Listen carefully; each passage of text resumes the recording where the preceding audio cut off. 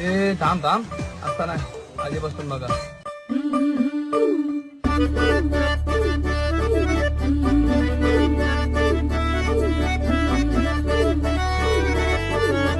कोकणचो रुबा भारी माझ्या कोकणचो बाई तोरो भारी दिसते भारी गणपतीची स्वारी अन आला धादिस मामाच्या घरी मालवण चिपळूण सावंतवाडी माझ्या कोकण गावांचो दिमाग भारी